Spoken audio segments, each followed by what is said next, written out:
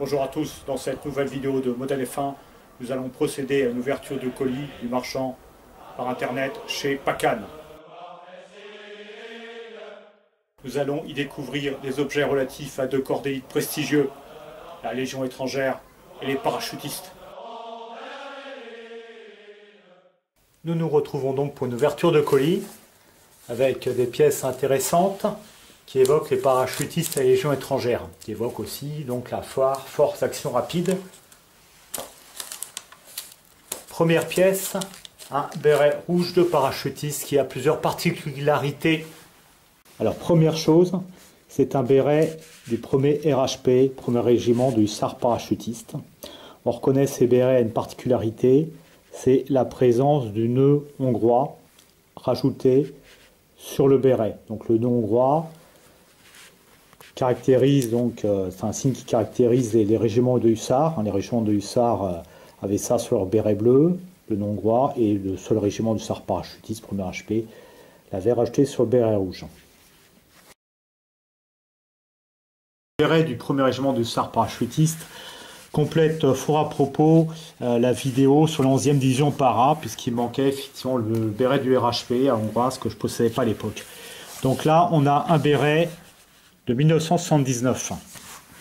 Donc vous voyez où la hongroise est cousue, vraiment en bas de l'insigne. Là, par comparaison, nous avons un béret récent, qui est un don, merci, donc qui est de 2019. Et vous voyez en fait que le nom hongrois est présenté de façon un petit peu différente. Vous voyez que l'insigne recouvre en fait là, cette partie-là.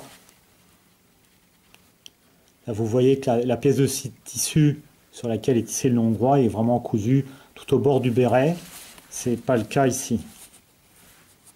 Voilà. Donc ça permet de noter une évolution, en tout cas une différence entre deux bérets du RHP. Donc là, nous avons bien un béret de type F1 de 1979. Le béret F1 apparaissant en 1978. On va noter quelque chose de très important aussi, une nuance qui manquait dans la vidéo consacrée au béret. C'est une comparaison entre ce béret F1 de 79 et ce béret F1 de 1983. Ça concerne la bordure de tissu qui est différente. C'est pas la même matière entre le béret de 83. La plupart des bérets F1 seront réalisés avec ce type de tissu. Et là, on a un tissu totalement différent.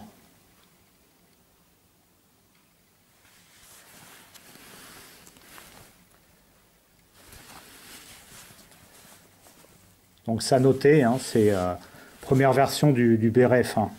Donc variante intéressante.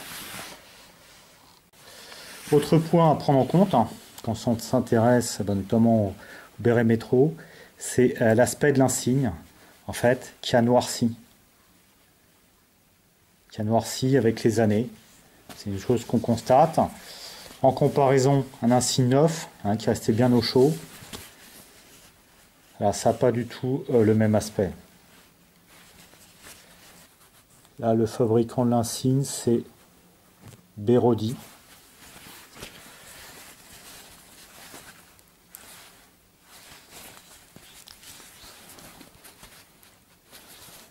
Ici, on ne voit pas, alors on va démonter.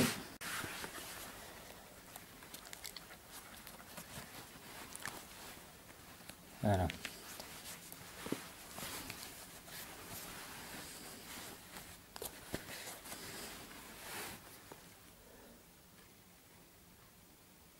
Ok. Donc l'insigne, c'est un Delsar.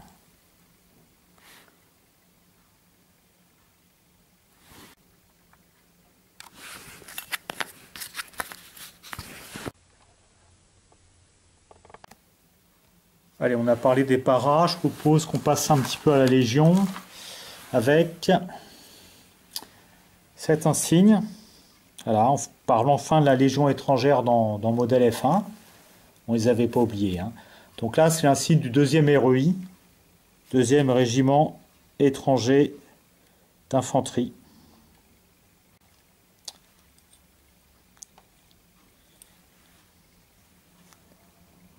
qui est une fabrication Drago.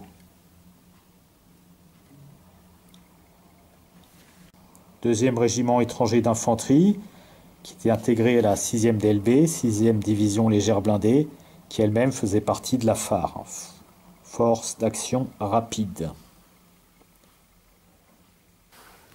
Allez, je vous propose qu'on reparle un petit peu des paras avec le deuxième insigne qui était dans cette commande. Il s'agit de l'insigne de béret de parachutiste d'infanterie de marine.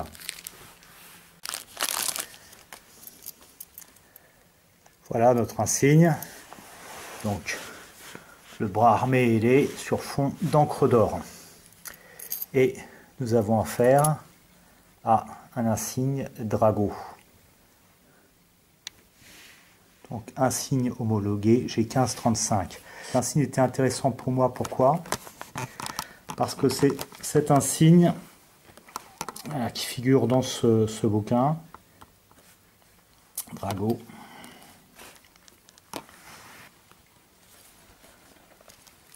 C'est un insigne en fait qui correspond bien à l'époque guerre d'Algérie. Voilà, donc avec cet insigne de RPIMA qui correspond bien à l'époque guerre d'Algérie, je vais pouvoir remonter mon béret guerre d'Algérie en version parachutiste d'infanterie de marine. Désolé, j'ai pas dû monter d'origine. On fait ce qu'on peut pour vous présenter des vidéos avec des éléments authentiques. En même temps, je vais vous faire une petite comparaison des insignes de béret. Donc là, le béret d'insigne que j'ai acheté et celui-là, l'insigne de béret qui m'avait été fourni lors de mon service militaire. Donc le béret par contre n'est pas d'origine, hein. Les bérets de dotation on les gardait pas. Il y a le droit que de garder l'insigne de béret. Voilà. Donc là, on a affaire à un Delsar. Et vous voyez, c'est totalement différent.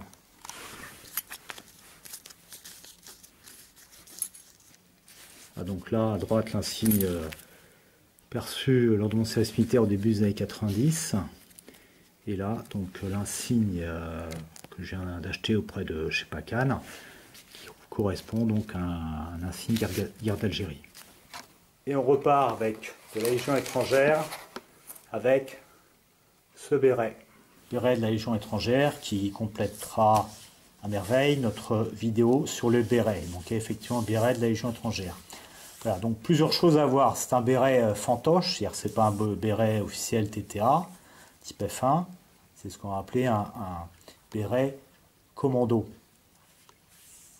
qui est donc un béret beaucoup moins large que le modèle réglementaire, et qui était assez courant là, dans les légions étrangères, à croire même que c'était en dotation réglementaire, hein, parce qu'on voit souvent les gars avec des bérets commando. À titre de comparaison, un autre béret, ils ont fantoche, béret commando, Pure Laine spécial commando, celui que j'avais acheté à l'école des troupes au portée la veille de la remise de brevet. Donc si on compare le diamètre des deux bérets, on va trouver quelque chose d'équivalent. Et on voit également que les deux étiquettes intérieures sont différentes. Si on regarde l'entourage de cuir,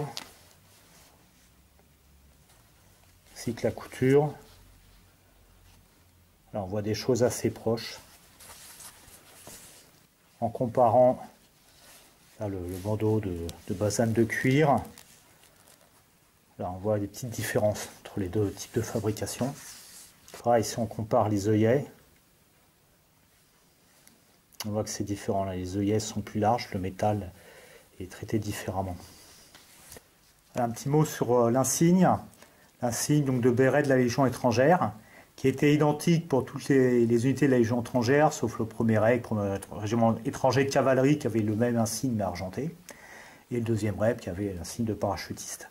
Il y a eu une réforme des insignes de béret pour la Légion en 1987,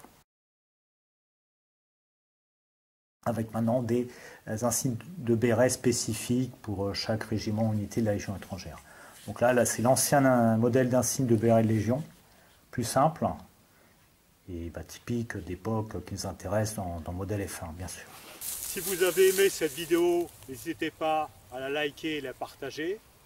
Si vous aussi vous êtes passionné par l'armée de terre française de la fin du XXe siècle, n'hésitez pas à nous rejoindre, n'hésitez pas à prendre contact avec nous. Vous pouvez nous rejoindre sur notre page Facebook Modèle F1 Armée française.